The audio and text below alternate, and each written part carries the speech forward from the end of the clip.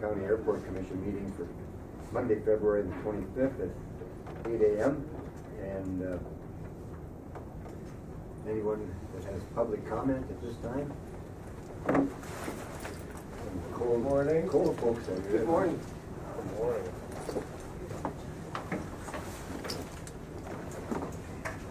Go to the minutes of the January 23rd, 2018 meeting.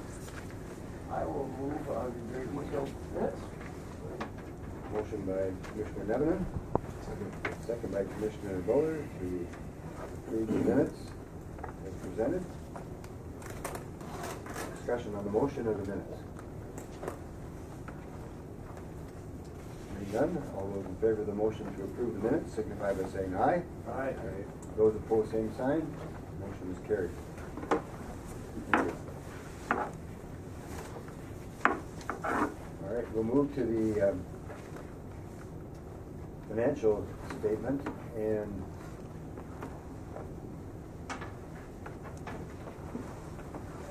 this one, phase 2. Nope, no, it is not, it's just a regular bill. It is, okay, all right. So it should be added to the 24,600? Okay. And I did that for one that I. Yep. So we have regular claims of $24,600.63, and then we have the Masabi Glass invoice for $1,785, and then just received this morning from B&H Logging in order to tramp down the snow and move it around the glide slopes on both ends of the runway, $2,700, and I'll pass that one around so everybody can take a look at it. So those would be the regular claims. Then we have the runway reconstruction project, phase 2 of $12,825, and then terminal project phase 2, $603,227.08. And let's see, the bills that have been paid on the utilities, we have 2 cents, one $3,844.74, and another for $7,892.33. And Kyra, do you know about where we are with the city, how much the city is holding? Is it over $1 million? It's not over, no. It's not over? We received a grant payment, a bond payment, last week, I believe it was, so Okay. that helped bring it back down. Very good. Chair would then entertain a motion to approve those invoices and accept the financial statement. I will move on that, Mr. Chairman. Okay, motion by Commissioner Nevenin. Second. Might as well Second. join the There you go. meeting, yeah? Second by Commissioner Pavlik. So questions with regard to any of the invoices or the financial statement, please? But just a comment on BH Logging. He was out there, Haney was out there in an open cab for, I don't know how many hours, on that cat, moving that snow around. It's true. So it was, I think he had a snowmobile helmet on. He wouldn't be out there today. Kind of a local. He gave it 8 hours yesterday. He did, yesterday. Holy cow. That was Saturday afternoon. We stayed with it, yeah. So good work. It's a challenge. Did that wind give you runway difficulties? It wasn't a wind, it was an ILS issue. The rate of snow accumulation consumed the antennas and ice and snow, just the right consistency. And then a combination of that we had on one of our localizers, actually the 1.3 localizer, which we own. Combination of it, it's already off just a little bit, just a minor amount. Could be a coaxial, could be the base of the antenna system, but adding enough snow to it at exactly the wrong time will glitch it off, which it did, and that's what happened for either one play on Saturday. We're up and running 100% now, so we'll be up there all day. Further questions or discussion with regard to the invoices or the financial statement?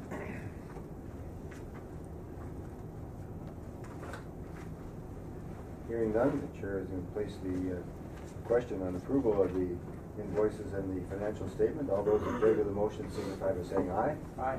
Aye. Those opposed, same sign. Motion is carried. Mr. Chair, as a follow-up to that, Yep. on the financials, and I don't know if you got that email, but Jenny is looking for the information on where we're at, that she's looking towards her budget, and said that she's made a request to the city twice and hasn't gotten any information back. And I don't know if you're aware of that or not.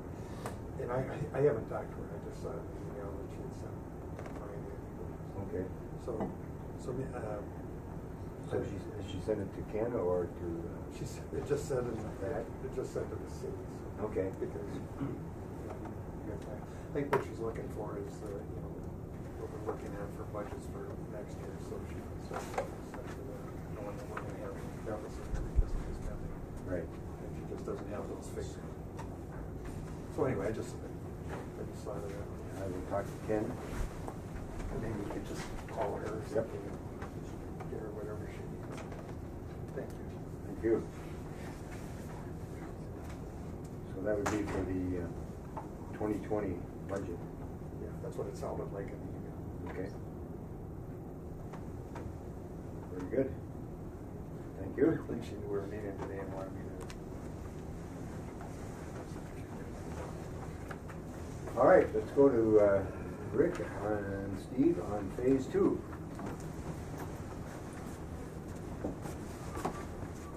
Or phase 1, whichever one you start with. One comes before two, I suppose we'll start with that. Okay.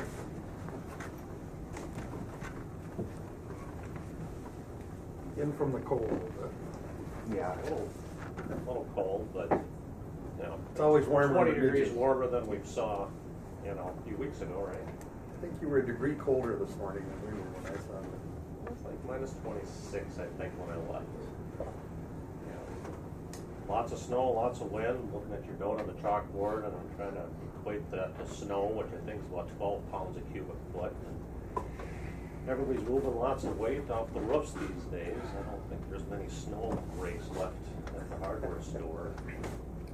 I think I moved about 40,000 pounds off of my roof. Oh, wow. Right. Did you go up there? That's got to be about what a snow load would be built for, or a roof would be built for, about 40,000. I hope a little more than that, but yeah, it just gives you an idea, a couple, 2-3 feet deep, and it starts adding up on those slopes. You got to get that off. It's a lot of weight. A lot of weight. Phase 1 report. We'll kind of go through a few things. We're whittling that list down.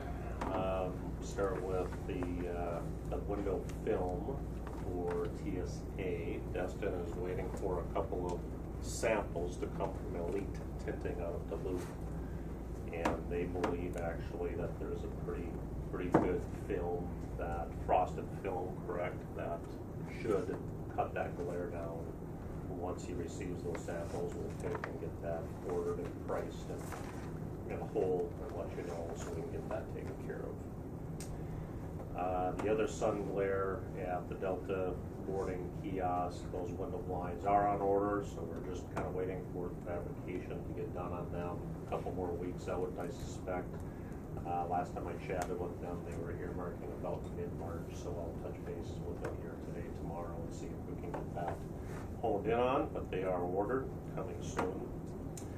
The sign letters for the front of phase 1 building that Rick had removed and we sent back have been refinished and Very sent good. back, and you've installed Yep. them now. Great.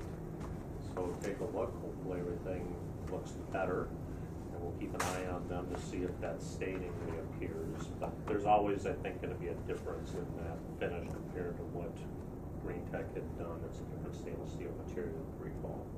So we'll keep an eye on those letters. I think that was good to get them back in. Nate, the electrical engineer, has been working with Kyra and Justin Shipley to finalize the digital advertising, multiple monitors. You can have different themes instead of just one of all the monitors. We're getting close on that. I know Nate had a conversation with Kyra last week and with Marco and Justin Shipley, so hopefully within about a week or two at the outset, we should be able to get that done, programmed, taken care of, and put to bed. So we're really close on that. Rick, you want to give a quick update on Logan Teleflex visited last Tuesday to kind of do their 11-month in-service on the baggage handling system? Yep.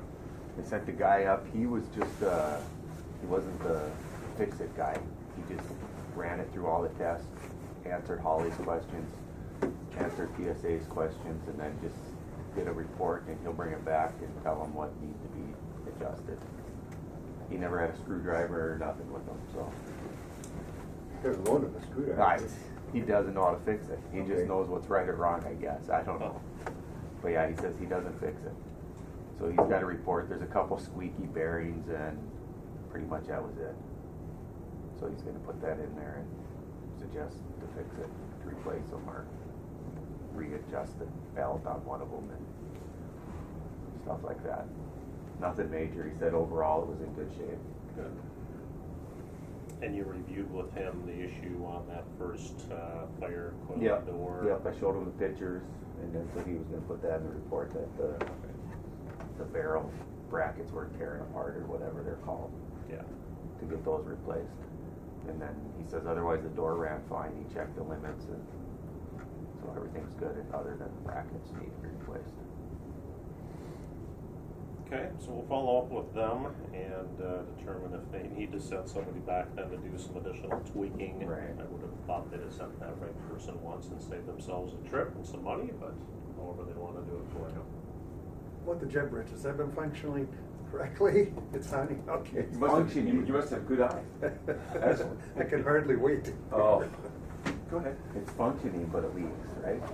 Yes, that's being generous. Yeah. We still have issues with it. It's still leaking. My staff have talked with Bear Bridge. Yeah, Bear Bridge, and it's difficult. It's subpar design. It's really, we've shoveled it, we've heated it, tried to reseal it, and a variety of things. It's still leaking. Are we still under warranty? I don't believe so. It's expired. Oh, I think we're still withholding some funds. You are, yep. We were scheduled to pay that, I think, last month, but after resurfacing, which we were kind of waiting for to kind of get into this winter mode and see what happened, then you stopped that payment, so you're still holding, I can't remember, maybe it's $19,000, I think, somewhere in there. We have followed up and had some more conversations, Rick and I did last week with John Borowitz from Ameribridge. Yeah, they're frustrated as well. Don't have a real, smoking gun answer as to what the heck is going on.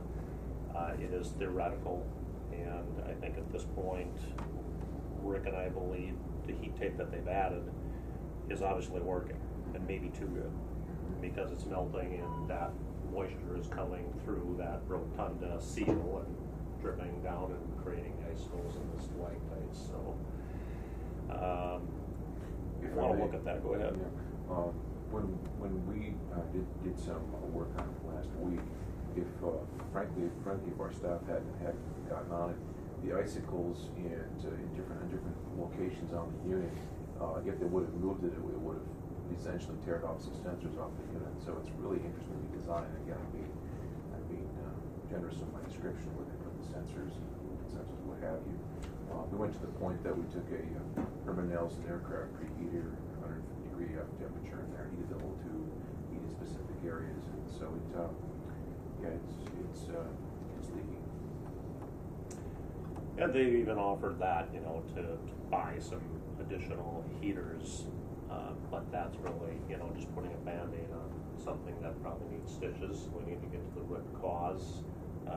And it's probably a couple of things. I think it's that heat tape, it's the position of the building and the wind and the snow and the things going over the slope and dropping down on it. So there could be some additional shroud covers that may need to be put over that rotunda to keep the snow off in the first place.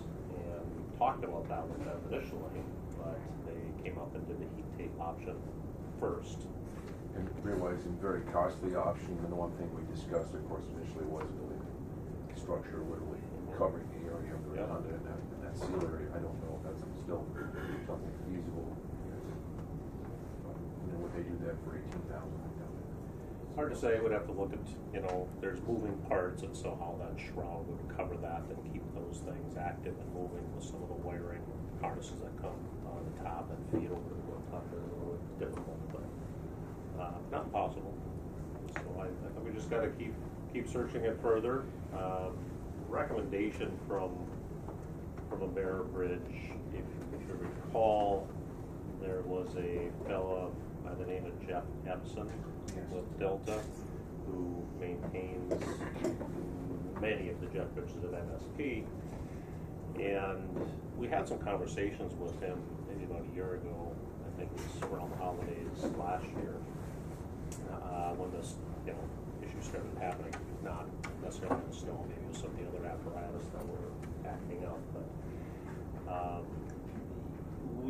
Ameribridge reached out to them to see if Jeff and his company would be interested in getting you a maintenance contract to do some annual or quarterly inspections, which should be done regardless. And I've got Jeff's phone number. I'm going to reach out to him and contact him and see is that something we can get put together as a proposal to get in front of the commission. You should be maintaining that from a company like Jeff's, quarterly and whatever the recommendation might be, now that you are in the warranty period with Ameribridge. So I think that's a good recommendation. And maybe we can get Jeff up here right away while it's still cold and we see what's going on. Maybe he's got some thoughts, I mean, he sees this a lot, I'm sure, in what they're doing in NSP. It's a different situation, certainly, and, you're higher elevation on those jet bridges typically, so you're not back slope like yours is, but he may have some good insight on what he sees day to day at MSP. I think that's paramount, and it's obviously not an easy repair, is that we're back sloped. We're not positive or negative on the angle. Right. And I think that is the issue. Would that make sense? Mm-hmm. If we could just literally magically do this, it would change the whole dynamic, right? It should. Yeah, certainly when you start to get the warm-ups, and you've experienced that, a year ago when the 737 came in, and it just was one of them unique days that it was, sunny and warming up, and the water came rushing back and came right in. A swimming pool. So you've seen that and experienced it. So I think we got to continue to see what Jeff's thoughts might be, and I'll reach out to him and have that discussion and see if we can report back. Well, I was just going to say, though, even though the warranty's expired throughout the period since it was constructed, we have contacted them continuously about Correct. the issues, and they were never fixed. And the warranty has just kind of run out here, and I still think that we should have some standing on the warranty, because not everything was fixed by the time it expired, even though we continued to contact them with the problem. It's a good point. I think there's enough documentation, that within that 1 year period, the thing never had functioned at 100% effectiveness in terms of its enclosure and weather seal. I guess my thought would be to see if you could contact Jeff, and if he would come up and look the situation over for us, represent us in giving us a report on what he sees as potential issues or solutions. Right. Kind of a third party set of eyes that he deals with them every day there. This is unique. They all are, I'm sure, but They must have some good insight. 50 or 60 or 70 of those jet bridges. Oh, he's got several, I think, of this typical, or the type that you've got. I think they said they might have about 20 at MSP of this particular type. Yeah. But again, they're at a little higher elevation, so we're not back pitched like yours. But nonetheless, I mean, they still, I'm sure, can get snow and ice. And what do? You just had a big ice storm, a week or two ago, so I want to check with them and see what happened? Did they have a lot of issues at that same time? What do they do when that occurs? So ongoing, don't have a, Well, an answer. I would like to have a motion to engage the services of Jeff Epson to review the jet bridge that we have and see if he has any recommendations. Yeah. Motion by Commissioner Havlic, second by Commissioner Netherland, to engage the services of Jeff Epson to review the jet bridge and give us any findings that he would come up with. Can't leave it like it is, and Nope. that's our critical component. Discussion? Hearing none, all those in favor of the motion signify by saying aye. Aye. Those opposed, same sign.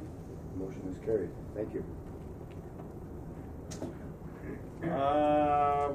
We'll talk briefly about the sliding door that was acting up. And I think Trevor just passed along in your financials a service invoice from Masabi Glass.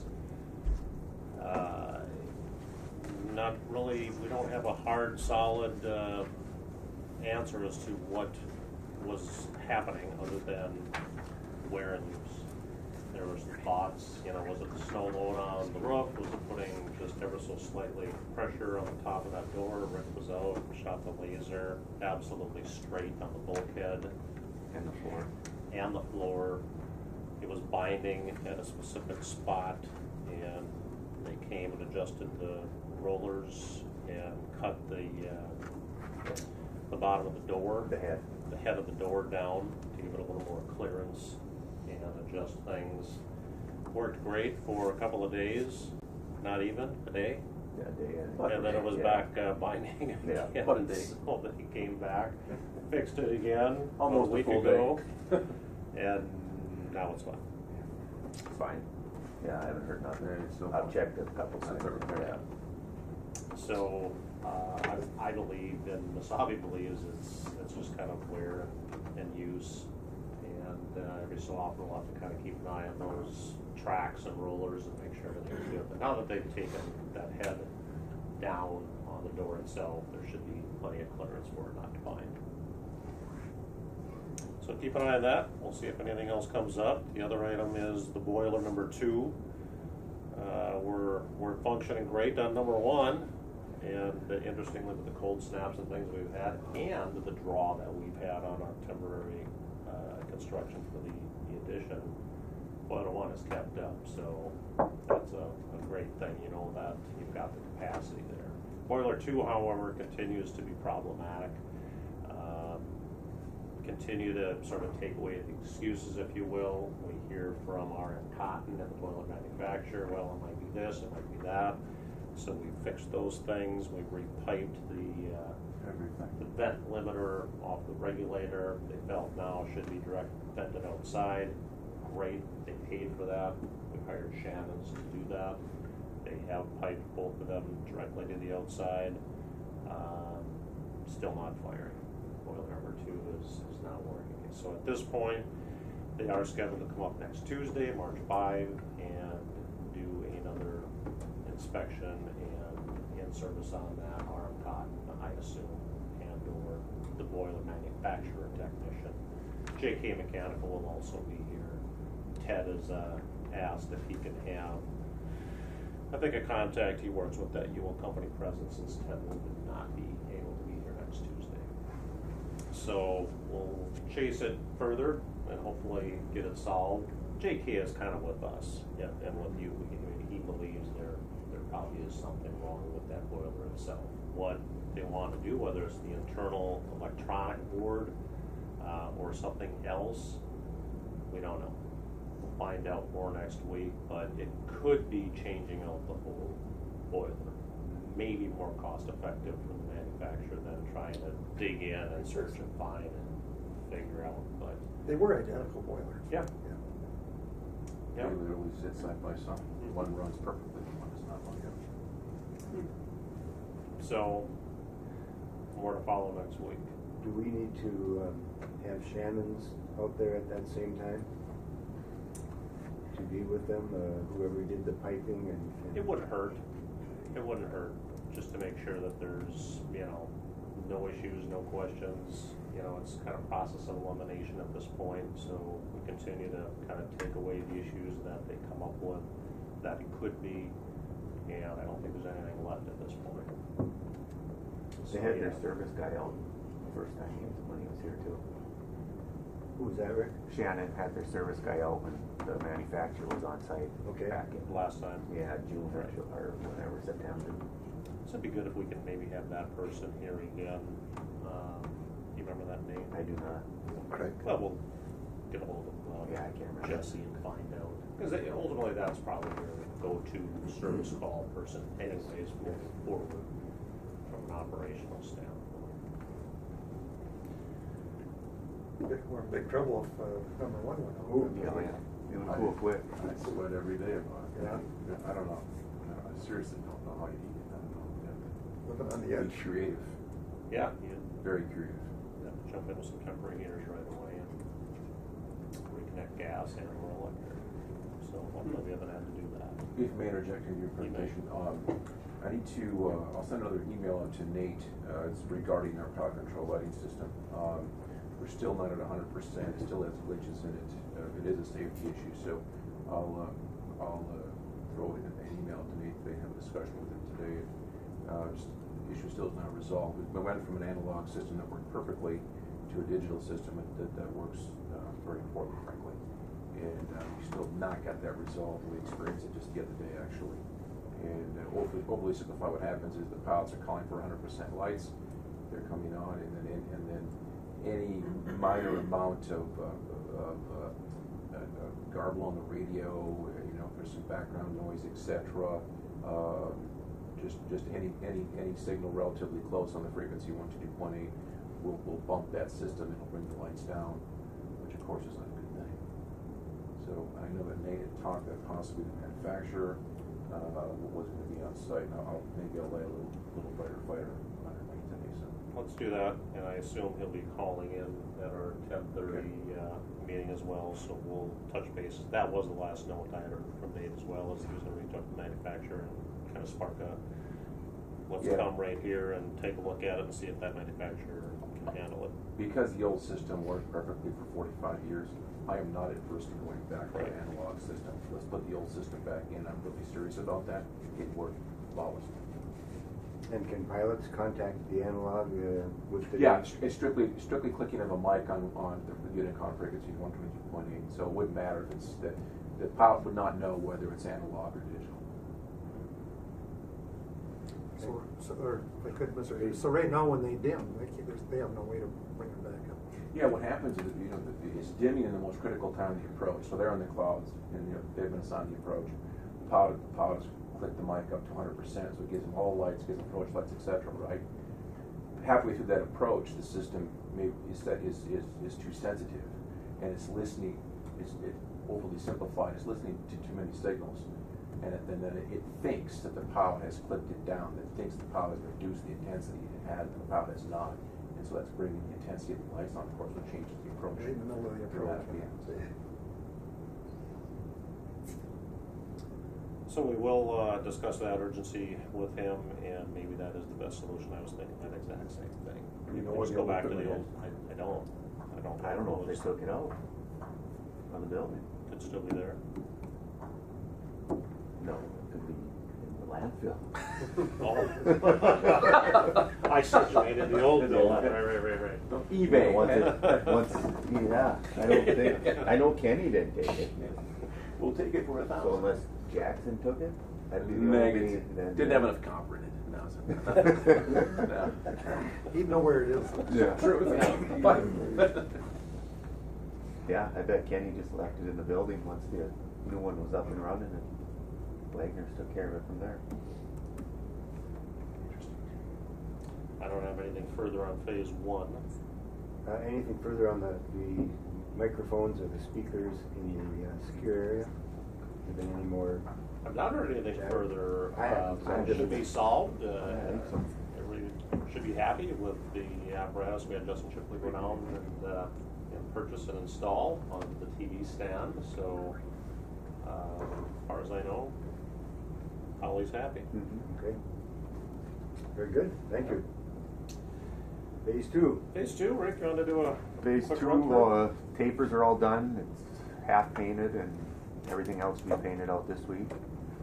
And ceilings are going to start going in probably Wednesday. He said he'd be on site. The bathrooms are 90% tile. They ran out of tile, so they had to order some more. And then electricians are pulling wire and going to start putting devices in where it's painted. And the wood ceilings will be done this week. And then he can start hanging lights, and flooring will be, was going to have them do next week, but I think I'm going to hold them off till the week after, so second week of March. Good. Cabinets are showing up today. Installed this week. And the other big thing is the metal panels. Have you talked to Tom lately? I have not. I haven't either. I sent him an email, but he didn't respond. When the metal panels and composite panels for the outside are coming, that I don't know yet. It was supposed to be the first week of March, but I haven't, Close. I haven't confirmed it with him. They field measured mid-January.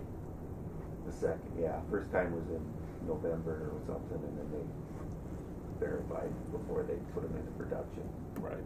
So I think they're supposed to be here next week. Anyway. Usually about a 6-week turnaround. Yeah. 6 to 8. So we'll follow up and verify them with him as well. When was the furniture coming? This week? Next week. Or next week? No, this week. Yeah, this week. This week, I think. Yeah. Thought you'd have some Yeah. place to store it. Yeah. Yeah, we got a place to store it. 6 pallets. Great. We'll move some equipment out, put it back against the rebuild. Yeah, so Joe's been diligent in working with American Seating Alliance so that we don't have a delay like we did in phase 1. We've got the furniture that you'll need for phase 2 a few weeks early. That's a good thing. It's supposed to be here this week. We are working through typical project revisions. As you've been seeing the change log, I've got another change log update for you today. Part of that process is some of the hardware revisions, mainly the hardware that we're working through on the doors systems with TSA and customs. I think we're close in finalizing what they need. It will be a 6 to 8 week lead time on those products. So we're trying to understand parts and pieces of that, what we need to gain full occupancy. At this point, we do not believe April 1 is going to be a viable go-live date. I think we need to push it back 30 days until we've got that out further and look at May 1 instead of April 1. We're hopeful to get substantial completion here in early March and then work through punch listing and commissioning and balancing those things the latter part of March to get you active on April 1. But changes that we've had thus far and the lead times that those have caused won't allow us to be ready April 1. That I'm pretty confident in. And so at this point, we'd like to ask or inform, about a 30-day pushback and look at May 1 as that go live date. We certainly will have some spring items to clean up with landscaping also, but that doesn't affect occupancy here. Outside sidewalks and concrete are already patched back. That's literally just gaining the occupancy on the inside of the building. Well, it was kind of expected, but they're probably gonna need a little more time. We were hopeful that, I had given 60 days initially from substantial to final, and we knew, we could crunch that down maybe to 30. But at this point, I think we're still chasing some of the parts and pieces off of the revisions we've seen. Yeah. Questions? Yeah. Questions? And I guess windows are all complete, glass is all in? Glass is all in. They got a little bit of caulking and flashing to do, but the glass is all in. And are we on still temporary heat, or are we on the heating system now? Their heating system. The temporary was the heating, the same off the boiler. The temporary heat came off the boiler. Okay. Yeah, you added a little extra auxiliary Yeah. heat for the window installations, just Yeah. the way our temporary, poly curtains and things, just to make sure we had a good temp inside to keep drywall taping going, but. So the number That one part's- boiler is handling that It is, addition right yep, now? yep. Okay. Yeah, so it's got plenty of capacity, that's the good news, but, yeah, the risky part is you need that backup. All right, so we have the change. order Updated then. change log for you.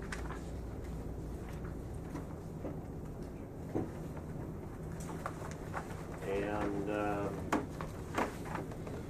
standard things, if you go to the very last page, it gives you kind of that, snapshot of cost exposure for phase 2 that I had to handwrite, just our computer system wasn't tracking a couple of rough order magnitude items, so you're a little over 200,000 in changes, about 215 thus far on phase 2. It is a little fluid, obviously, a little always moving until we get through to the end, but should be vetting through most of those project changes and revisions at this point. Thank you. No action necessary on the report itself. I do have another 5 or 6, it's like 5 change requests as part of this change log that I would like Chairman Anderson's signature on, so we can get processing on change orders and submit these ones to FAA. So all the rest have been Tracy, all the other ones?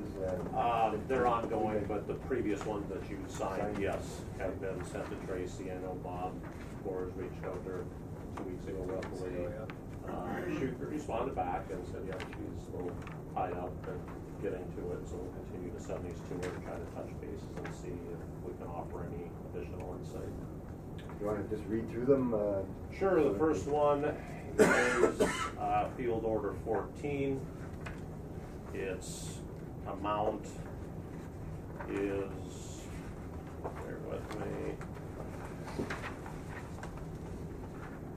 combined total of $2,739. It's to add a exhaust fan and louver at the new electrical vault to help exhaust the heat mainly out of there in summertime. That is the first one. Second one, this is kind of twofold, but this part of it is to the mini split condensing units that really serve some of the critical IT equipment rooms were shown to be set on grade on the outside of the building with your weather and snow, so that you don't have to constantly move and maintain the snow around them. Shannon's recommend putting them up on some metal stands.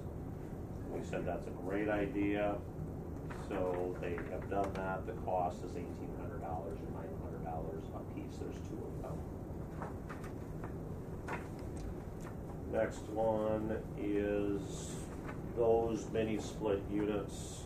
I call them mini splits, air conditioning mainly. Still need to work at this time of year. IT rooms still heat up. We still need to get them cooling. They were initially specified at a 0 degree low ambient set point. We had to change that to a -20 so that they will work in this weather. That changed the order that Shannon's had placed, so that's $2,935 to change that set point, which has been done, has been ordered. We just need to catch up on the paperwork. The next item, we had looked at the stretch of chain link fencing that goes from the new addition, Lily Phase 2, on over towards the art building, I believe, and it connects into the electrical vault. Initially had been designed at a 4-foot height with the gate. Looked at that with Thor and said, no, probably don't need the gate, and by the way, it should be taller, 8 feet, changed a little bit of the path. Keller fence to do that work needs an additional $5,985. They are working on a temporary system as we need right now until we get thought again, and then we'll finish that in the spring. Why the larger fence? Security? I remember we went through that. Yeah, it's a security component. Okay. But it definitely doesn't look all that inviting, but, you know, in order to meet the FAA security, TSA It was the requirements. TSA deal, I was talking about, well, I didn't want to be an acronym. Federal airside. I remember the details. Versus land side, yeah. Yeah, 4-footer would be pretty easy to get over right Yeah, now. and that's actually what's there now, is a 4-foot. Yeah. Not that I've ever jumped that. Me either. So we thought it'd be good to get that increase to 8 feet. Next item, in order to provide the temporary offices for TSA, Customs, and the Weather Bureau, that they're out there in the trailers, we initially needed to do a lot of data and electrical work to support them to make them operational. $15,291 from Hanson Electric and their subcontractor Allstate Communications, above and beyond what had ever been anticipated as we finalized that work and got them up and operational. So we're just trying to get Hanson caught up and paid for that additional service. Give Rick a bonus on that too. Sure. Yeah, there's, I think previously you might have approved one for the VOR system. That was Yes. a whole other process that we had to keep that active and relocate that panel within the vault. Okay, Those were the Commission's fine pleasure documents for we change need orders then? signature on. Moved authorize. Motion by Signature. Commissioner Pavlik to approve the change orders and authorize signature. Second by Commissioner Devlin. Questions or discussion?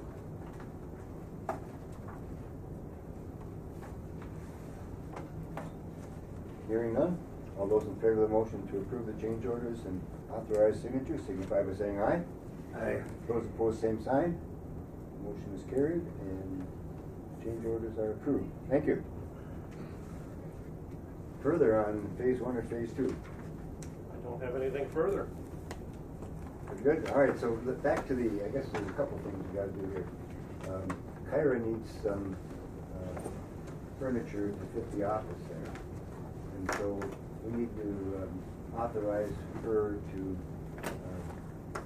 expend up to $5,000 for file cabinet.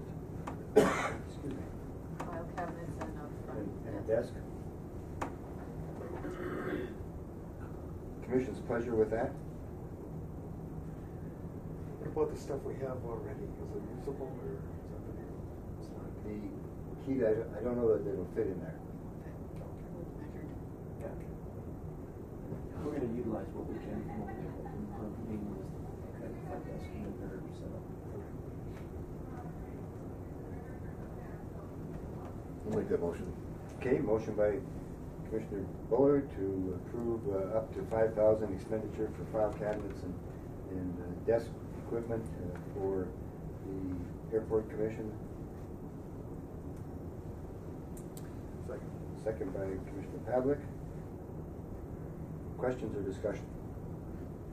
I should also offer that part of the original phase 2 budget that we were carrying furniture allowance for, mainly to buy the seating for Customs through ASA emergency lines, and also some of the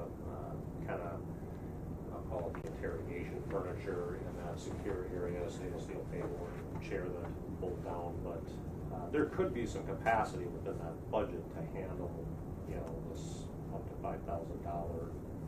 It's a cost tracking issue, however you want to take care of that, but I think there is enough dollars in there to handle that. Might be a better way to do it. Yeah, so you would secure the estimates on that and then get with Steve, Yep. okay? So that's how we will proceed with that. Further questions or discussion? So to that point, sorry, is the conference room table, are you also tracking that, Steve? So it's potentially another big expense. I am not, but that would be a similar thing. I know you were gonna look at something locally for the conference room table and chairs, whatever that purchase may end up being. I don't know if you've done anything yet with it. We could We got a table table it at that ordered, cost. and we're looking at purchasing some chairs. Chairs will be ordered this week. Chairs will be ordered this week, so we'll get that information to Steve then, Yeah, and I'll, include that in. go back and revisit what we had in that budget and what I know we've spent thus far, roughly $12,000 on the seating from ASA. We've got a little bit of installation cost to come. And then, you know, when we finalize what we'll purchase for customs on the steel table and chair, can't imagine that's more than 1,000 as well. So I think there's capacity for both of, yeah, your conference room and your desk. Very good. Further discussion? All those in favor of the motion to approve up to 5,000 for office furniture, signify by saying aye. Aye. Those opposed, same sign. Motion is carried, and approval is given. Thank you. So on the 30-day delay, we shouldn't. I had talked to State Representative Eklund and Senator Bach about potential ribbon cutting, and they had suggested the week of April 8th to the 13th, somewhere in there. That might not be a good plan. Correct. So we should wait until a May date.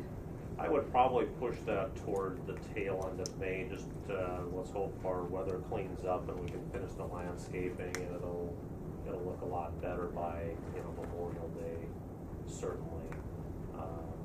But I think that third week of May to fourth week of May would be probably a little more apt to suit the ribbon cutting. Okay. Very good. Proceed with that in mind then. Thank you. Further, Steve or Rick? No. Nothing further. Wonderful. Thank you. You're welcome. Thanks, guys. I just have one. I do. Okay, Bob. Kyra, we got that email from Customs looking for you guys to fill out paperwork. It's, I don't have it with me, if I remember correctly, it was a $95,000 request. Yeah, it's significant. Yeah, and so we're looking to see if that's included in the original design. So it's something I need to discuss with Nate today. I sent that off to him right after, but I haven't heard anything back yet. Yeah, because it includes everything. Yeah. It fully sets them up, computers, printers. And some of it was ongoing monthly services that I think the commission will end up paying, but a lot of it was for just the setup. And we were aware of the Verizon line, Right. which that was approved and we're okay with, but it increased from the previous approval too. So, I'd be kind of wondering why there's that increase and, just. Yeah, and they didn't get back to us on why there was an increase. So just to let you guys know that that's out there, we're working on it. I've been seeing you in person for a while. We thought maybe you were avoiding us. Me? Who is that voice on the phone? Good to see you. All right, let's move to the runway and taxiway reconstruction, phase 1. Good morning. John. Good morning. Yes, these are around here. We have our handouts here that we normally have. Before we get started, a few introductions. Everybody knows Destin, but this is Chief Chelsea. She's relatively new to our airport group. She started about 3 months ago. So she's helping us out with the International Falls projects up here. So She's getting Hey, good Chelsea. experience here today. Huh? Have you thought about this? she probably was at She's 65%. with SEH? She is. Yep. Okay. Yep. She's It's not an too late. engineer. It's not too late. It's probationary time frame. You can break a bank anytime you want. But you work with this group. Yeah. And then Jason, we met last month, and Yep. then Shannon, Good which to see you. Good to see they're you. both with ProSource. So Yep. they'll be talking here in a moment once we get to the land acquisition update. Thank you. We get enough for everybody? They can have fun with it. Oh, you need that, Doris. Joint I think we get it. Oh.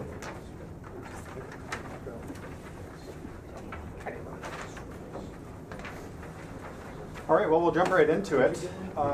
Phase one, if you recall, pretty much the only issue that we have working right now as we're waiting for construction to start is adjusting that landing distance to accommodate that request from SkyWest / Delta.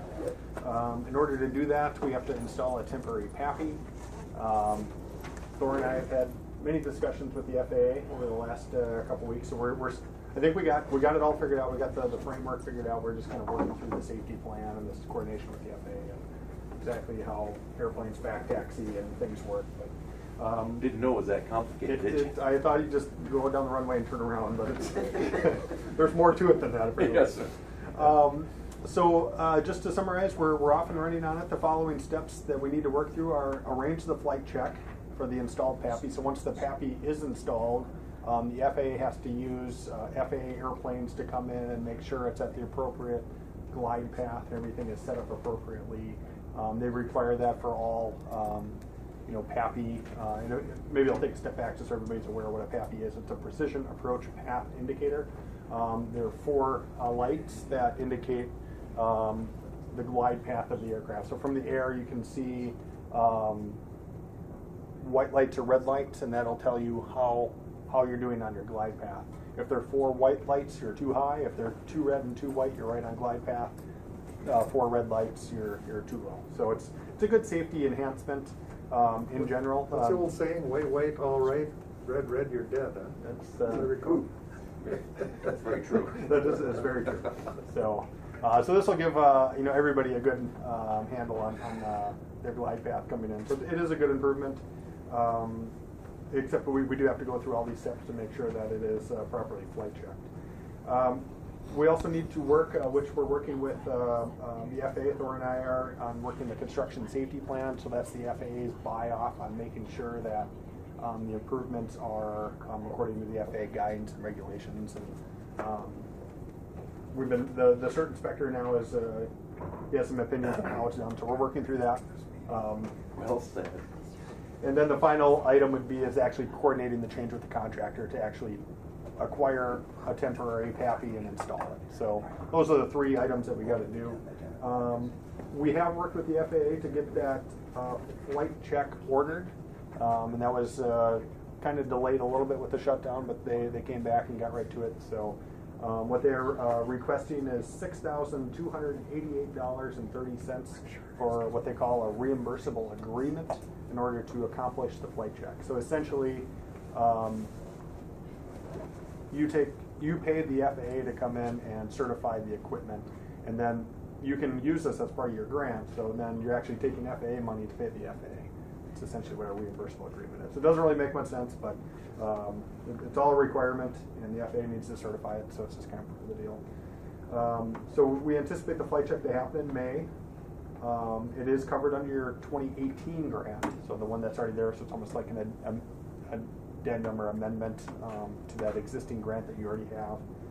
Again, that amount was $6,288.30, and it would be covered under that 95% FAA grant, 2.5% MnDOT grant. So 2.5% would be your local share. So need a motion to approve that expenditure of $6,288.30 for the certification of the PAPI. Yep, and the agreement will come most likely within the next week or 2. So I think just the approval for you to sign that when it comes. Okay, and authorized signature. I'll move on. Motion by Commissioner Nevin. Second by Commissioner Buller. Questions or discussion? Hearing none, all those in favor of the motion signify by saying aye. Aye. Those opposed, same sign. Motion is carried. Certification is approved. Sounds good. And then, Kyra, there'll be some paperwork that'll be coming. I'll meet with you after the meeting to talk a little bit about that. Switching gears a little bit, environmental assessment. So brief update on the environmental assessment. So just to recap, we're doing an environmental assessment to cover the remaining phases of the runway and taxiway project. which would include the acquisition of the parcels for the balloon launch facility. So we're working with the FAA. We have the first 2 chapters that we submitted a couple weeks ago to the FAA for their review. The way they like to do it is see kind of like 1 or 2 chapters at a time. They review it, and then we finalize the document. So we've got their comments back on Friday on the first couple chapters, and we'll work through the remaining chapters with them here in the next couple weeks. And then from there, we'll move into publishing the draft EA. So I would anticipate, maybe late March, we'll be ready to publish that. So the way the environmental assessment process works, for any of you who haven't done it, is we'll do the entire environmental assessment document. It gets published as a draft EA. So it goes out to all the list of federal and state agencies for review, and it's also available for public comment. So you'll want to think about, where you would want locally, and, a lot of times we'll have it available at a library or city hall or a county building, however many locations or whatever locations you'll want to have that available. Maybe think about that, and we can be in touch on that. But it's available for public review and comment for both the general public and agencies for 30 days. So people can review it, provide written comment, and then after we receive all the comments, we sit down with the FAA and go through them and see, how we need to address each of the comments, and then prepare essentially the final EA document. So that'll happen through April, and then from there we publish the final EA, and then with that final EA, the FAA puts their decision document in there, the finding of no significant impact, or the FONSI for short. Which is just kind of their federal determination on the project. So I would anticipate that to be published in May, and we're shooting to kind of be done by prior to July 1st is our time frame. So the EA will cover all of the impacts from the runway and taxiway project, the land acquisition, the tree removal for the balloon launch facility. The other big impacts that will be disclosed in the EA are any of the tree removal for the existing runway, 1331, as well as some of the removals for the temporary runway on the taxiway. And then the other major impact category is the grading impacts for the temporary taxiway, and some of our wetland impacts that are a mix of temporary and permanent impacts. So those will all be disclosed in there. Any questions on kind of the EA process? Or we will have some wetland mitigation that we need to pay for? I can't remember. There might be a very small amount. If you remember earlier, or maybe last fall, we were talking at one of the other meetings. It was maybe one of our project meetings with the FAA. The Army Corps has new guidance where if the wetland is a linear ditch that was created as part of a different project, you don't always have to mitigate that anymore. So it's a lot less mitigation than you would have had if this project were done 3 or 4 years ago. So there is some, because we do have some nonlinear ditches that we're impacting, although some of it is temporary and you don't always have to impact or mitigate for that. So it's a little bit of a patchwork of sometimes you have to mitigate and sometimes you don't, but there shouldn't be a whole lot of mitigation. Very good. Thank you. And there will be a wetland permit that we'll do after the EA, but it'd be a much simpler wetland permit. Again, kind of due in part to that change in guidance from the Army Corps that kind of allows a simpler permit process for the impacts to linear ditches. These won't be waters of the U.S. They are waters of the U.S., but they... Okay. The voice of experience. Yeah. Yes. But the fact that they're a linear ditch makes it a lot easier.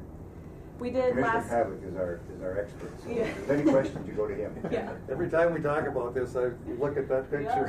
Yeah, yeah. That's a lot of years ago, too. Yeah. And we did last month, if you remember, we did the phase 1 environmental site assessment on the property to be acquired. So one of our staff walked the site, met with the landowner, and did a kind of, I guess, building inspection to a certain extent. So they document any potential environmental hazards. There wasn't anything, high level that was documented. There is a lot of debris that will need to be removed at some point in the process, whether the landowner removes it or we remove it as part of the project after the fact. But just documenting all of those things, and there'll be some recommendations, but they're typical things that if there's old vehicles that they need to be disposed of properly, and just documenting what those proper steps are. So that is all in there, and then you'll be getting a final report on that, which is its own standalone report, probably in the next month. So we'll be sending that.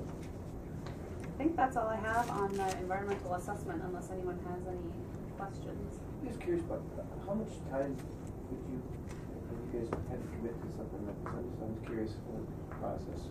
To the environmental assessment, in this case, we've done a lot of work already as part of the earlier environmental work for phase 1, so that was kind of a big time savings.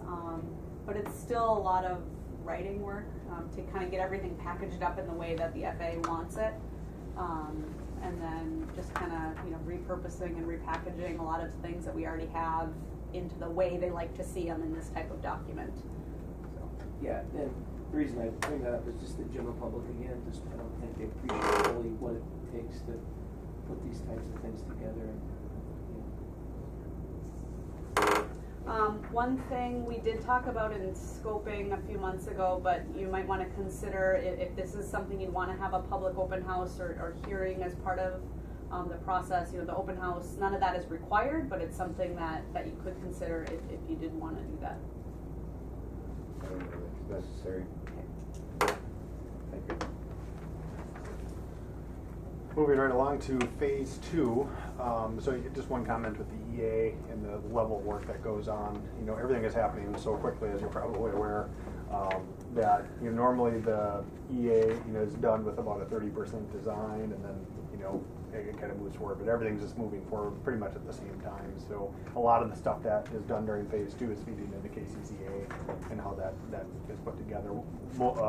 Specifically the grade limits, finding out what those impacts are to the wetlands, and then the tree clearing limits. So that's primarily what phase 2, the work that we've been doing. We have the plan and profile set for the new taxiway alignment, and the trickiest part of that is to make that meet the runway standards in order to use that as a runway. So there's been things that we've been working through just to making sure that we're tying in and everything meets those runway criteria in order to use that for a runway once phase 3 happens. So no real updates, just like I said, we're just working through a lot of the design details and shooting for still that June 2019 bid date in anticipation of that grant for 2019. And again, the construction for phase 2 is going to happen in 2020. And that's when we'll be doing the bulk of the taxiway work. So other than that, really no updates for phase 2, unless there's any questions. If I may interject, I can't emphasize enough how hard Sean Tracy has worked on this project. Sean has been phenomenal at dealing with Sean, our new big inspector. You guys can do it with likes. There's a load of detail here beyond what any of us understand. It's fascinating. Frankly, I'm not sure they're on our team, if that makes sense. It's interesting. But I lost the words publicly. How's that? Okay. That's our military background. If I may, the inspector keeps talking to the team. Maybe so bold, Sean and I both pilots want this and pilots want that. And we've been very patient, and I do not put myself in the class of this job as well, to be very clear. But we've been very patient with them. Yeah. So our last conference call, I know you're not going to like this, but bear with me, okay? I was trying to figure out a way to put in the inspector's brain his history of flying. T-17 powered to, in Iraq and Afghanistan.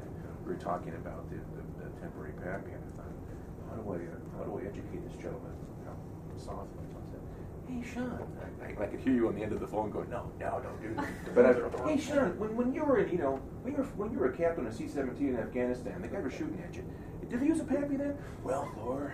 In typical Sean fashion, he kind of deflates it. There's kind of a long pause on the end of the inspector doesn't say much. Then at the end of the meeting, he goes, well, that's quite interesting. So anyway, I just can't, I can't speak highly enough for both of them. They've been working very hard in very difficult situations. Beautiful, thank you. We're getting there, I guess is probably the key point, so it's a Balance process. required, yeah. It's pretty tough too. So. Oh, absolutely. Phase 3, so this is the center section of the main runway. This is still a ways out, but we have a lot of planning elements that we're working through, specifically relocating the weather facility outside so we can use the taxiway as a runway. We've been having, as part of our monthly FAA phone calls, the weather service will call in and have a good discussion, and it's been great.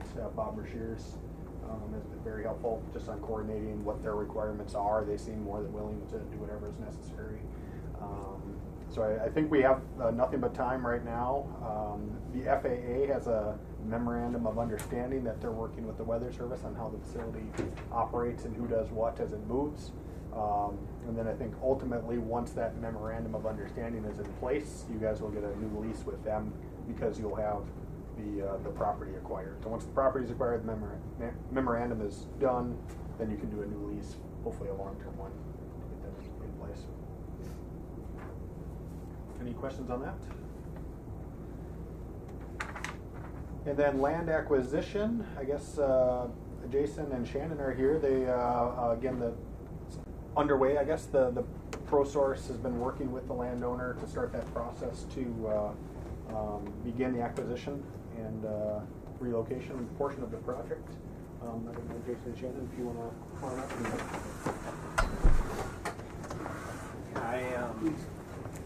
I don't have a lot of updates for you guys, but we have started our due diligence. We've completed a 40-year O&E on each one of the parcels, 4 parcels. There was no real surprises in there, some mortgages, and there was a zoning, tech airport zoning filed back, I think, in the late 70s or something like that, on 1 or 2 of the parcels, but not all 4 of them. So no real big surprises there. We've also completed your relocation plan, which is a requirement of the FAA order 5137B. So we finished that for you. And today we'll be meeting with Randy and Terry at their home and just getting an idea of how they live and how they use their home, and seeing the property firsthand with them, and trying to understand better some of the challenges that'll lie ahead for this acquisition and relocation. So, Under the relocation, have they purchased property at this point? Or you know, that's a question that I have for them today. Maybe we're not supposed to ask. I don't know. No, I think it's a reasonable question, because they have talked to us about, wanting to move their homes, and I had started to talk about some of those mechanics, not really getting into it in depth with them yet, but I think it's their intent that they want to move one home at a time, and stay in the other home while the one home is being moved, and that's something for us to kind of talk about and see whether that's feasible or doable for your timing and so forth, and because that makes it a little bit more complicated, right? Because the airport the commission would own that entire property. So now we have a purchase agreement, we have a bill of sale for the buildings, and then we'll have a rental agreement, because you'd actually have to enter into a rental agreement with them for that unknown period of time of them to put a basement on a new property and move the house over and then install the utilities, and so I don't know if that's something that we need to talk about today, but I think it's something to think about it, because I think that's kind of what Randy and Terry have kind of thought in their mind. There's other solutions too. I mean, there are possibilities of finding a temporary home for them or something in the meantime.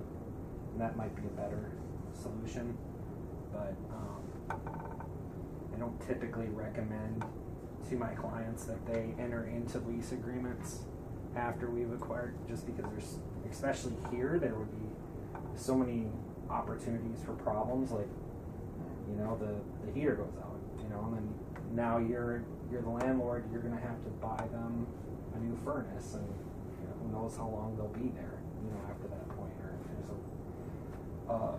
a roof that leaks or something like that, Now, as a landlord, you'll be obligated to fix those things. So,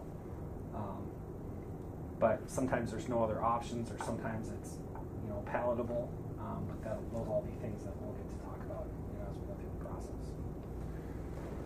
Commissioner Butler. Well, obviously, yeah, we would have exposure, as you would in any agreement like that, but so if it got to that point, I think at least what I would like to see that as a finite timeline for that exposure, how long, so that we have a date certain that they're signed up. And I'm sure they could give us one, but I know that my past experience working with house movers is that they're kind of cowboys, and so it's not like dealing with.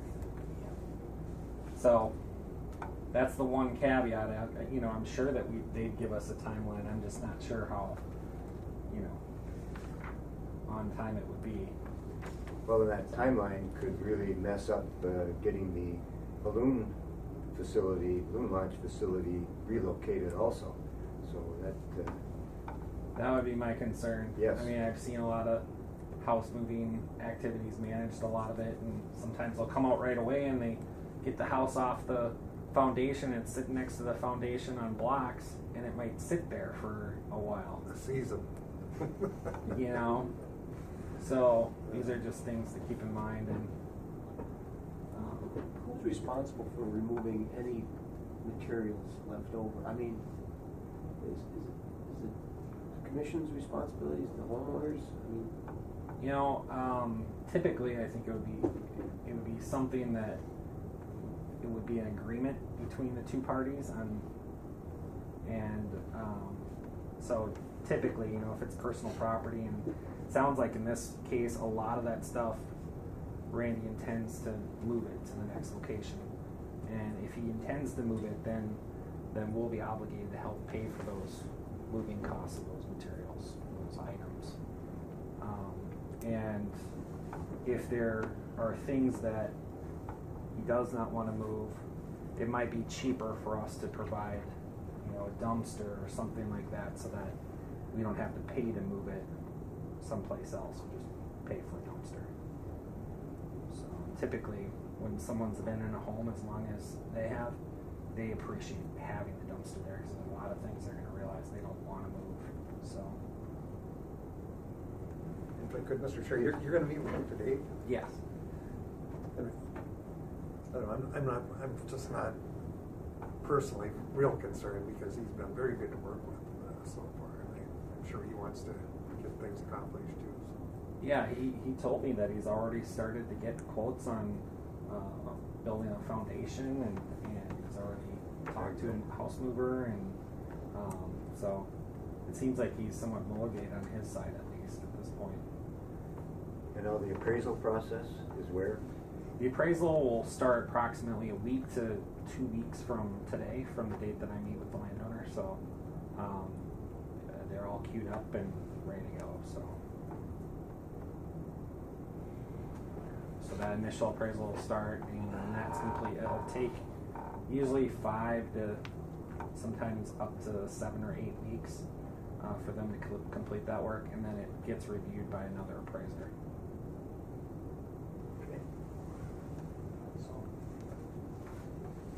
So that's all I have for you, unless you have questions.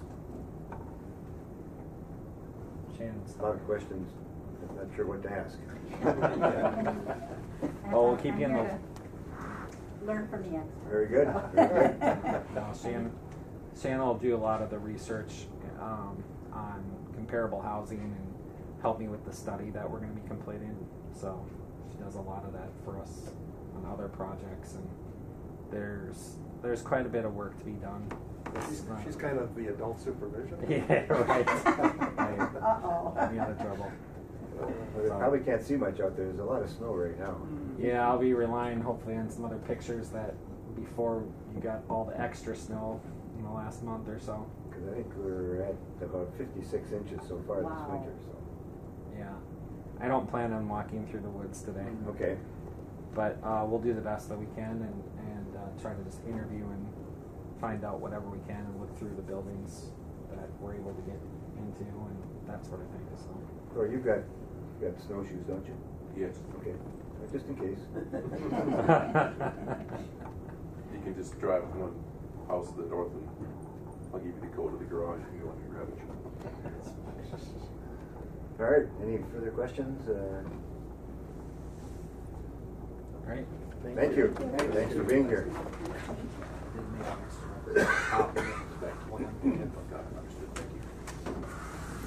All right, further, Sean and Casey.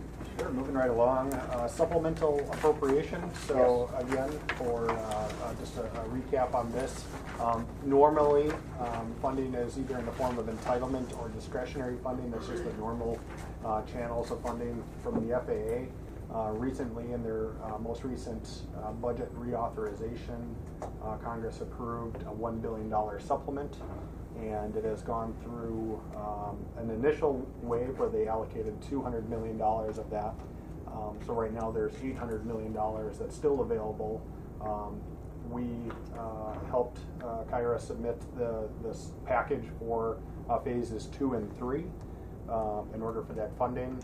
It is still up at the FAA. I was able to go to a conference just this last week, and out in Denver FAA conference, and they indicated that maybe by the end of March they're going to have an answer. So basically how it works is the local, what they call the ADO, the Minneapolis FAA office, ranks their choices. Then the region ranks their choices. It goes up to headquarters. They rank everybody. Then they get a list, and then it goes to the Secretary of Transportation, and then they have to decide there. So I think it gets somewhat political at that point. So no matter what the FAA recommends, it can still end up being political. So see how good of friends you have in Washington at this point. But it is important to note that of the $800 million in funding, there was $10.9 billion worth of requests. Billion. So I think that is indicative of the need for transportation funding. 11 times what they. Yeah, and a lot of those were, just people shooting for, it's like maybe they don't have an eligible project, maybe they just want to throw some out there. Maybe they'll win the lottery, who knows? But I think that's just indicative of that there's a lot of project need out there. But we have heard that INL is ranking high in this because it is a high priority project. You saw the region when they were here last year at MCOA really support the project. So keep your fingers crossed, I guess, and hopefully we'll hear something soon. In the way of funding, it doesn't really affect the amount of funding all that much because you're going to get 95% funding either through discretionary or through the supplemental program. It just guarantees you the funding, and you get a little more clear picture. So we'll see what happens. Anything to add, Casey, on that? I think that summarizes it. And our entitlement funds will be encumbered in all of this each year? Correct, yep. They use those first, and then they roll into the other ones. Very good. Quiet month on public involvement, stakeholder engagement. We didn't have any activity, and then the next notable meeting is March 7th at 2 p.m. for our monthly FAA meeting with Tracy. Yes. 2 o'clock? 2 o'clock, yep. And that's at the ADO, so there's a phone call number out there if you're willing to call. Okay. Questions for Sean or Casey? Yes. Casey was smart. She bailed out. Yeah. Left him up here by himself. When is our next conference meeting regarding the weather balloon facility? I think it'd be with the. Is it with them? They've been kind of co-locating them, so Yep. like now they'll have it right away at 2 o'clock of that meeting on March 7th. 7th. So we're going to cover both those. Okay. Yep. And it's been just kind of updates, and then we Alright. drop off the phone call. So yeah, March 7th, 2 p.m. Okay, no further questions? Maybe one thing to add, Sure. MCOA is coming up in Yes. April. Yep. I know last time we had a meeting with the FAA. Is that something that you'd want to try to set up a meeting for in person? Yes. During MCOA? So maybe we can reach out to the FAA and see if there's an opportunity during that conference to meet in person for an hour or two to kind of go over. Maybe we'll schedule our next project meeting for that period. That would be great. You think the regional people will attend? Bob's been involved with the MCOA planning. Have you heard anything about FAA participation? No, other than the Because I think local they folks. spoke last time. Usually Yeah. there's somebody from the region that attends. Yeah, usually, but it's never known until. And that's April 23rd. 23rd? Okay. Walmart?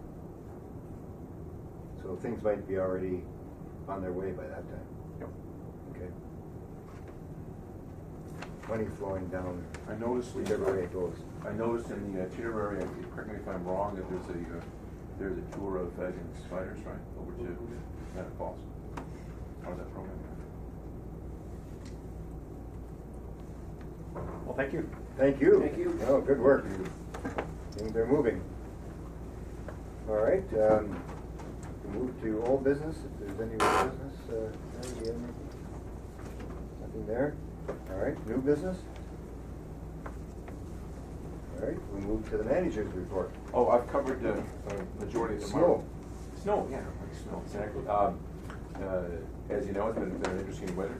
It always is quote unquote interesting. Started off below average temperatures, below average snowfalls. We more than made up for that in the month of February. The most recent event was what was quite challenging, as I shared earlier in the meeting. Shut down one of our ILS, one of our localizers. Consistency of the snow, etc., snow accumulation, drifting. We took the system offline Saturday at about 11 a.m. and then we got it back online Sunday morning at 11 a.m. So it's a 24-hour time frame. Good news is we didn't delay any flights. Correction, I'm sorry, no flights were canceled. We delayed one flight, went back to Minneapolis, and through a series of phone calls and events, discussed with them the weather changed. The weather changed after they actually missed the approach because the localizer being down. And back to Minneapolis, and then they returned about 3 hours later, so we got the flight in and out with relatively minimal delay given the situation. So we're back up running 100%, and hopefully that continues. Last 3 weeks ago, we had Cessna aircraft here cold weather testing with certification of Type 4 anti-slewing for a particular aircraft, the Cessna Longitude. I think Nebby saw some of the testing. Those 13 guys were here for a few days and accomplished the testing that they needed to get done. Kind of an interesting program. They needed to use a Canadian product made in Montreal for this particular type of testing. That way they could cover both the United States and Canada, and the certification has to be type and chemical specific. So it worked out very well. Very nice group of people. Temperatures were what we needed, so yeah, it went well. Just keep pushing hard. Bemidji Airport right now, they've been running now in excess of 2 weeks with their broom. Their broom is not operating at the airport, which is really difficult in winter conditions for the airport. It's really paramount. And they have the identical Oshkosh chassis MB broom head that we have, and they can't. They've had a computer failure. We had a similar computer failure on our unit about 3 years ago.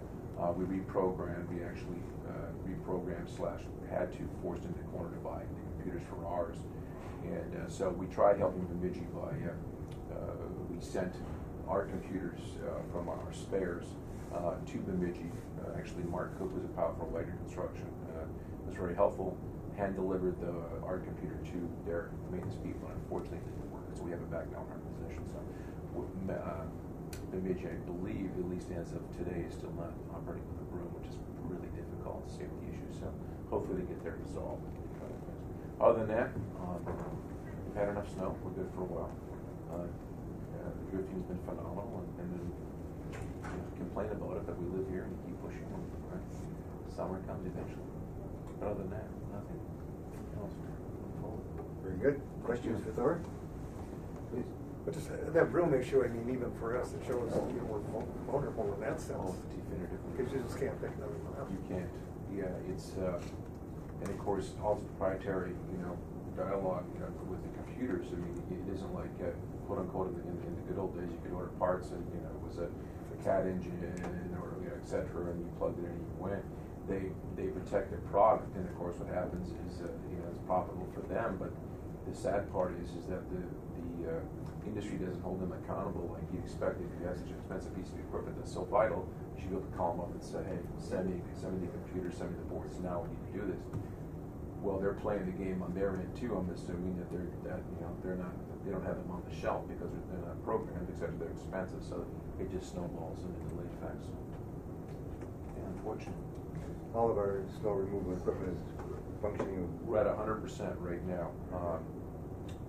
We experienced, one of our staff, not his fault at all, hit a cement embankment and a ramp on a hanger, and it did some damage to one of the trucks, and thankfully not a lot of damage, so we did some welding on the plow frame on that, and we'll need to do some welding on the box, on the sandbox on the back to get that back in place, but we ran the truck the last 2 days very hard, no issues. Very good. Thank you. All right. Move further questions for Thor? Thank you. We'll move to Secretary's report. Employments in the packets, there is one for Sun Country, and then SkyWest employments up again over last year. I was able to get our 2017 total employments, which we were up 10.46% over 2016. And looking at 2018 numbers, we just for SkyWest alone, we're up over 2017 numbers. So that's, we'll see, wait and see what that increase is. So the January people coming in was significantly greater. The county's population is up.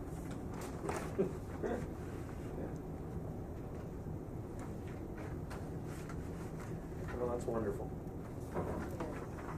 Do we have another Sun Country flight scheduled? Do we know? I haven't seen one. Not that I'm aware of at this point. Okay. Nothing for April. It's- Negative. All right. And then the last thing I have is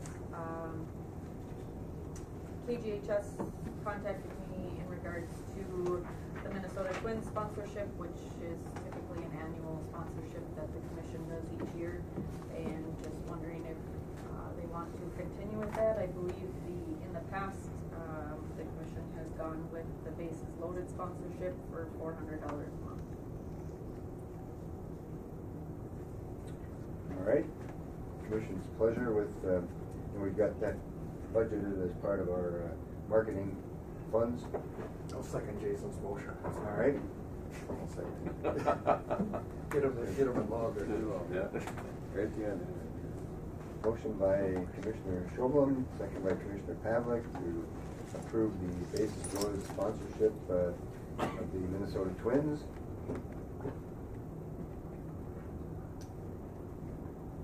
As soon as all the snow is gone, play ball. Soon we hope. Okay. Questions or discussion with regard to the motion? Hearing none, all those in favor of the motion signify by saying aye. Aye. Those opposed, same sign. Motion is carried, and approval is given for the sponsorship. Thank you. Further, Kyra. That's all I have. All right. Report from members. Commissioner Pavlik. Go ahead. Glad to have Jason here and see what we're doing here all the time, where all this money's going, and Massive project. he's probably got access to a little room, you know, if we get in trouble. Perfect. Take a while though. Yeah. But nothing further. Thank you, Mr. Chairman. Thank you. Commissioner Schobel? On our part, just happy to be here. I think everything looks to be okay, every details of it. Trying to make sure they are. Thank you. Commissioner Bullock? I have no report. Just learning. Thank you. Commissioner Devenant?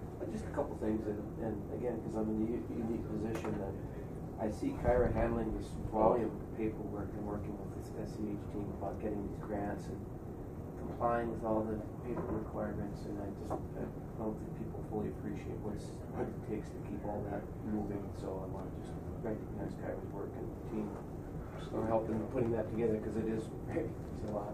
But we get the airport commission telephone that rings into our office, and I've learned to let Kyra answer that. When I answer it, I had an elderly gentleman that wanted me to call the taxi cab for him. Yeah. And arrange for his transportation, and we don't do that. But you just don't know who's on the other end of that line, and it's amazing. One other thing, just being on the ground too, again, with the Cessna testing that was out there, Thor's guys did a great job, I mean, responsive, and I know why they come back, because the way that they're treated, and, Thank you, Paul. no, it's, people don't appreciate that, and even out there yesterday and the day before, we had some test people on the ground, so I had to be out there watching that orchestration of moving, because as soon as you get done, you have to turn around and keep it moving, so all those guys are getting pretty fatigued, they've been moving the snow, but, doing a great job. Thank you. That's it. Thank you, Commissioner Nevin. Yeah, certainly, getting all these details taken care of, especially on phase one. I'd really like to see those come to an end. We can focus on getting phase two, and now that we have a 30-day delay, it looks like we'll be doing it sometime maybe the third week of May, doing a ribbon cutting. I was trying to move ahead with that and get invitations going, but I'm glad I didn't get them all, so we'd be redoing that. Don't think I have anything else. The next two meetings, Carol Lee.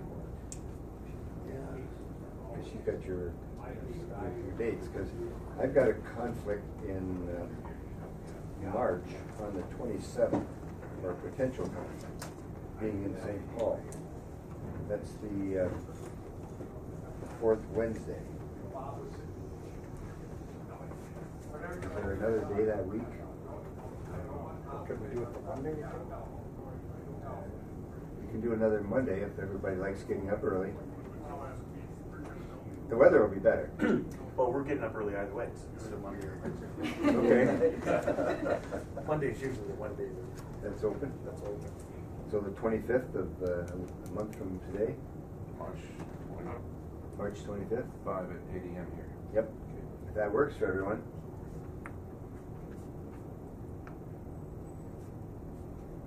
All right, then how about April? Let's take a look at, as long as we've got a few minutes here. That will be, the fourth Wednesday will be the MACOA conference. Anyone that, because we've already approved expenses for that, so anyone that wants to go to that MACOA conference in Wilmer. I'll be there, you'll be there. Yep. And that starts Wednesday morning, so That burns at 23 to 26. yes. So do we want to look at that Monday again, that fourth Monday? The 22nd? Now that's Easter Monday. Everybody going to be through finding eggs at that point? Monday, we can get back to reality. It worked for me. That works? Is that okay with everyone? 8 o'clock on Monday the 22nd? Then we can go back to normal after that. Yes, yeah. Well, and probably that following meeting could be in the new conference room. All right, if that works for everyone, we will set the dates then for March, March 25th. How many years did we meet in your lounge? Ooh. There's a lot of business transpire in that Yes. small room. And then Sauna. April 22nd. Yeah. We were gonna leave 2 days ago, but when we were in Staples, we heard the weather's gonna be so bad, so we came back, so I'm just waiting on the weather breaks. It's been a couple of weeks anyway. All right, anything further to come before the commission?